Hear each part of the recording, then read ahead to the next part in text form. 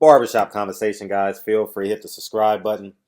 Shout out to Black Fight Fan. He sent me this, and basically, I'm not going to read you this long letter. I'm just going to sum it up. But before I get into that, Greg Corbin is fighting. I've never met the guy, uh, but he's a big fan, a Black Fight Fan. I want to do this attached to him, and um, he speaks of him so eloquently.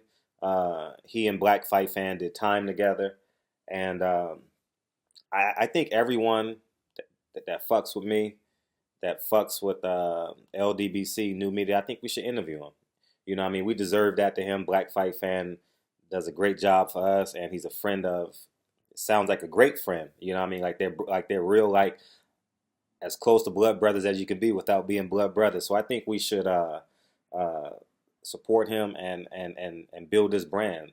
I think he should do an LDBC New Media Tour. You know what I mean? And big up his profile. He has a big fight coming up against former world champion, IBF world champion, Charles Martin, Prince Charles Martin. It's going to be a hell of a fight. Prince Martin is a late starter, but the second half of fights he typically comes on as he did against Adam Kronowski, and it's going to be a hell of a fight. So congratulations on getting a big fight. He's going to be on Errol Spence undercard, and March 16th is going to be fun. Now, as I get into this video, ESPN blacklisted and blackballed Anthony Joshua. And remember I did a video yesterday or 2 days ago about American media need to stand up to them. Obviously, they doing it for different reasons that I would do it. But whether you go in through the front door, the side door, through the attic, or through the basement, as long as you have an entrance to that party, you know what I mean, everything is okay. Dust your ass off and pretend you belong there. I don't care how we get there. As long as I don't care how you get here. Get here if you can. You know what I mean? So he won't be on ESPN to promote this fight. And I think American media need to stand up to Eddie Hearn. Y'all are, I think you are, there's a piece of you that is a coward if you don't stand up to Eddie Hearn. I'm just saying. I'm not, I'm not mad at you for doing it, but I think there's a piece of you that's a coward. If Eddie Hearn doesn't hand Anthony Joshua over you for one or two, potentially three questions, I don't care how small or how big your platform. We are in a social media era. You understand what I'm saying? Just to give an example, I don't know how many views my Andre Ward video has right now, but it's probably at 40, 50,000 views. I don't know where it's at.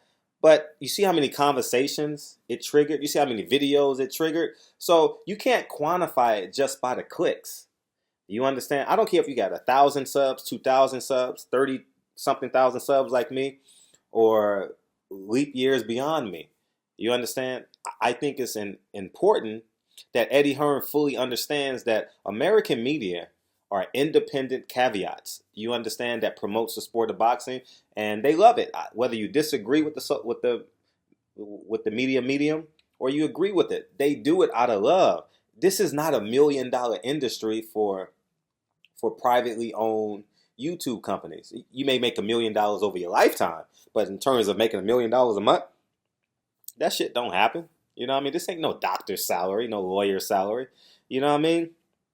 So, so from that vantage point, I admire whether you do it on YouTube, strictly on YouTube, or whether you pay and you cover fights physically. You understand what I'm saying? I genuinely believe that there's there's a baseline of respect that should be reciprocated and awarded. You know what I mean? And because they always say, oh, it's a privilege to interview fighters and this and that. Well, it's a privilege for our asses to cover you. It's a privilege for our ass to spend our hard-earned money that we're taking out of our kids' mouth, we're taking out of our kids' education to further the sport of boxing and build your motherfucking profile. All right? So it's a two-way street. It's not, this ain't no one-lane highway. You understand what I'm saying? So, just like you started small when you were 0-0, 1-0, 2-0, 3-0, 4-0, knocking out lesser opponents, that's the same way so many media outlets start. You know what I mean? Like me, I started from the mud. Zero. I never collaborate. It's not about me. But you know what I mean? I started from the mud and I grew and I grew and I grew. Now, whatever video I do touches the person that I talk about. So it takes time to build it. And I respect every media outlet. I don't care if you got 10 subs, 20 subs. Congratulations to CB Sports. Go subscribe. He hit 500 subs yesterday. Or if you got 1,000 subs, 20. I respect all because there's a level of grind and commitment. You know what I mean? Looking at people's sub count doesn't quantify their work ethic. And I think that PR firms don't fully grasp that and or understand that. You understand? I understand that they want the greatest reach, and I totally understand that. But if I post a video and it does 500,000 views, you know how many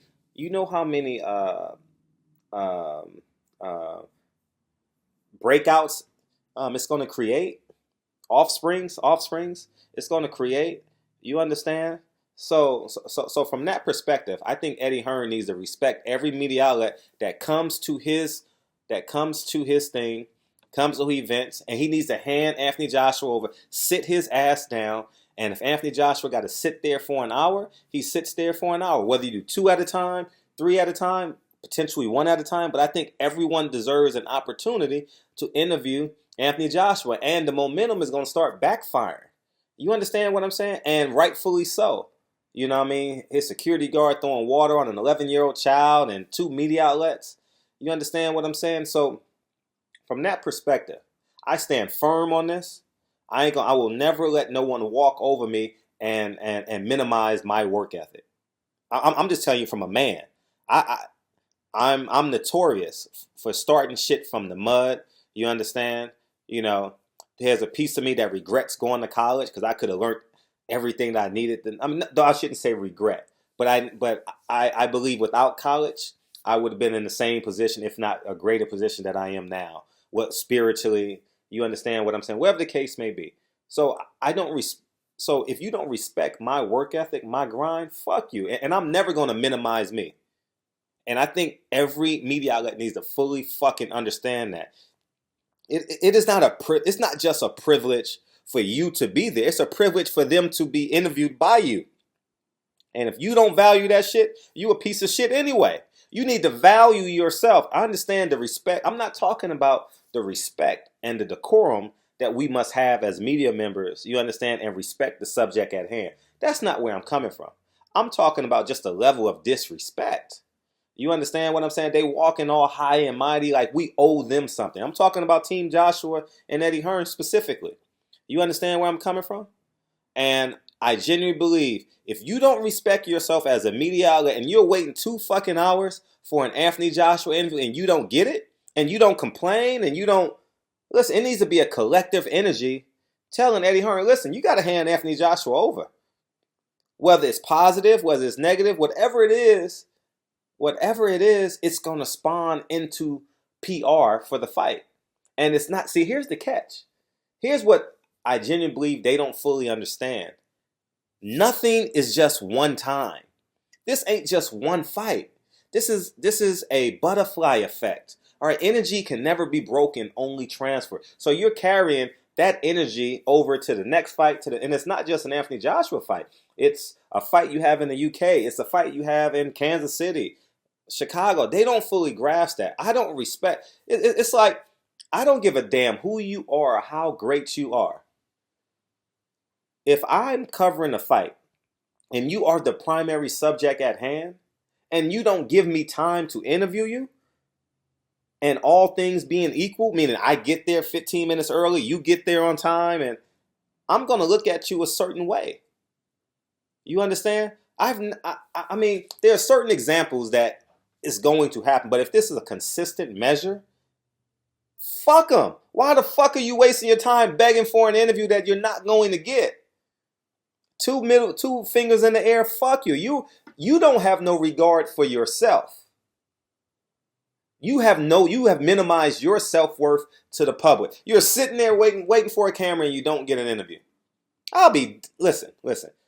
It may happen to me once, but it's damn sure not going to happen to me 3 times. I can guarantee you that. I guarantee you that. If a motherfucker say no one time, I understand. We're human. You have things to do. I have things to do. Everyone else have things to do. I fucking get it. Happens 2 times? I'm going to look at you side eye. I'm going to look one more time. And then the next time you interview, I don't give a fuck. I don't care who you are, what your name is, how big you are. I'm not going to fucking interview you. There's a level of respect that both parties must have. Period. And I'm tired of, I watch media compromise themselves. I'm not talking about the respect. I 100% understand there's a level of respect that both parties must have, and not being, this ain't about I'm going to fight you, you're going to fight me. I'm talking about respect. And I genuinely believe Eddie Hearn is on this high and mighty horse. You need to knock his ass off. Period. End of discussion. Period. I don't give a fuck who it is. You need to knock him off his high horse and humble his ass. This is fucking America. This is about us. He is a fucking visitor. Okay? All right? All right? We don't need no fucking Paul Revere's and tell him to, well, if you're going to be Paul Revere, make sure you tell him the motherfucker's coming and you arm him. And you arm them with toughness and intelligence and integrity and grit and self-worth. Because ain't no motherfucker gonna come to America with his own media crew, do interviews with them for an hour, and then give you a group interview for 6 minutes. I'm gonna sit my ass down. I'm gonna just sit there like I'm not doing it. Not today. Not today. So anyways, man. ESPN blackballed Eddie Hearn, and he deserves it. Fuck him. I don't give a fuck. Fuck him. You understand where I'm coming from? Fuck him. Y'all acting like, oh, Anthony Joshua is the king of Zamunda. He ain't the fucking king of Zamunda. He ain't. He's a great boxer. I'm not discrediting his talent. He's an A+ level heavyweight. I'm not talking about that. I'm talking about the level of disrespect and disregard that they have for Americans and American media. And until they do that, why the fuck would you purchase a ticket? Why the fuck would you purchase the app if it's based off of them? Why would you purchase it? There's no respect there. And y'all just gonna sit there with your hands on your feet. Oh, yeah. Eddie Hearn is a nice guy. Oh, yeah. He ain't a nice guy if you're not doing a one-on-one with Anthony Joshua. Period. End of discussion. You know? I saw Big Baby Miller in the Fox Hills Mall. And we've been cool ever since. We disagreed on a whole bunch of shit. On the shit I did with Deontay Wilder. You understand? But he's accessible. The point I'm getting to is he's accessible. All right? He ain't going to disregard. I have his phone number. We exchange phone number. We exchange texts. You know what I mean? But it's not about that. What I'm saying is he understands. He gets it. But this Eddie Hearn, Anthony Joshua shit, high and mighty and walking with this big bravado, I don't like it. I don't like it at all. I don't like it, and I can't stand it. I don't give a fuck if they don't give me a fucking media credential. I'm going to stand on my square. I don't fucking give a fuck. And I'm telling American media, you should give a fuck. Period.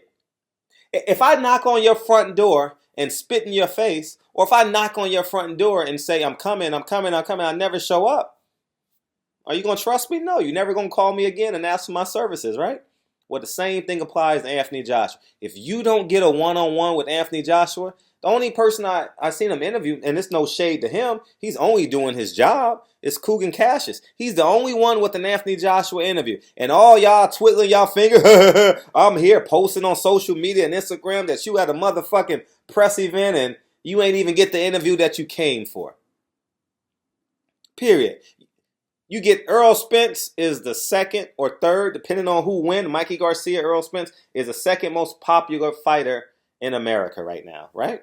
Per se, right? Some names say. I'm not saying most popular. Forgive me for saying it. Not most popular because Adrian Broner still has value. I'm talking about just prominent fighter. Errol Spence will sit down and talk to you for 20 minutes and 10 minutes and be as deliberate as he can. Mikey Garcia will sit down and talk to you and be deliberate. Deontay Wilder took him about 25 to 40 minutes to leave the Barclays Center because he's doing interviews and having conversations. And it wasn't even his fight. Deontay Wilder, as soon as the news dropped with Tyson Fury, what did he do? Went on a small little media blitz tour with YouTube, with quote unquote insignificant small YouTube channels. You get what I'm saying? There's valor. There's character. Y'all should be celebrating the people that give you access into their lives. I don't give a fuck how you feel about Ellie, whether you like him, whether you dislike him, but the motherfucker is giving us content that we would never get otherwise. You understand where I'm coming from? 78 did an interview with Deontay Wilder that we wouldn't get otherwise. The motherfucker has his cell phone number. Hey, champ, I got to get you to respond to this. The motherfucker could have been changing a diaper. His daughter is 1 year old. He could have been changing a diaper. He has a few kids. He could have been hanging out with his kids in the backyard playing basketball. You know what I mean? He could have been in the gym training. But he said, you know what? I got you. I got you. Give me 15 minutes. Let me finish changing this diaper. I'm having breakfast with my kids. We're about to go to lunch, but I got about 15 minutes for you. And guess what? He fucking called him. Anthony Joshua, I don't see no fucking one-on-ones nowhere but on IFL TV. I'm telling y'all motherfuckers, y'all sucking the wrong dick. I'm telling y'all right now, y'all motherfuckers sucking the wrong dick. Y'all motherfuckers are homosexual. You got homosexual, erotic tendencies if you fucking chasing a motherfucker that won't ever give you an interview. Period. End of discussion. And you gonna advocate for a fight. Man, get the fuck out of here. Listen, I don't move like that. If you don't, I exert the same energy in my loyalty and my disloyalty. If I am disloyal, you get the same fucking energy. Period. End of discussion. If I'm loyal with you, if I'm rocking with you, get the same energy. Even if you're wrong in public. We gonna fight this nigga. But when we get to the motherfucking thing, I'm gonna grab your motherfucking collar. If you're not that tall, because I'm a little nigga, you know what I mean? And I'm going to shake your ass like, nigga, what the fuck was you doing? You put me in a position like that. But thank God we got out that motherfucker and don't do this shit again. All right? Y'all niggas sucking dick to a press event. Man, get the fuck out of here. Y'all niggas got to stand on y'all square. That's all I'm saying. You don't believe me? Watch the next interview. Y'all motherfuckers, Anthony Joshua gonna do another group interview. Gonna do another 8-person, and he's rushing. Walking toward, man, sit your ass down, Anthony Joshua, and give us what the fuck we need to promote you, if that's what you want. He don't give a fuck about you. They done sold half their tickets already. They like, fuck you. We don't need you to show. We don't need you to promote us. We got Kugan Cassius over there, and I'm not throwing shade on him. He's only doing his job. I don't know Kugan Cassius. I've only covered maybe 2 fights with him. I don't know him. You know what I mean? So respect to him. I don't want to drive my energy towards him. All right? All I'm saying is this. They come to America, Eddie Hearn, you got to hand over Anthony Joshua to American media. Stop speaking for the motherfucker. Stop holding him. It's like y'all got handcuffs on. One on Eddie Hearn's wrist, one on Anthony Joshua's wrist. And American media just allows it to happen. All them niggas there. All y'all niggas there. And I know some of them. I have a level of respect for a lot of media. And two, I hope that they would hold me to the same standard. You understand where I'm coming from? If I go to an event 3 times, nigga don't give me an interview, fuck you. Now I can dictate how I feel about you on my media medium. I don't give a fuck. I gave you 3 to 4 times to do an interview. You won't do it? So now I'm going to interpret that to whatever the fuck I want to interpret it as. And you deal with it. Come see me. Period. End of discussion. That's it. That's just where I feel about it. And I think fans deserve it.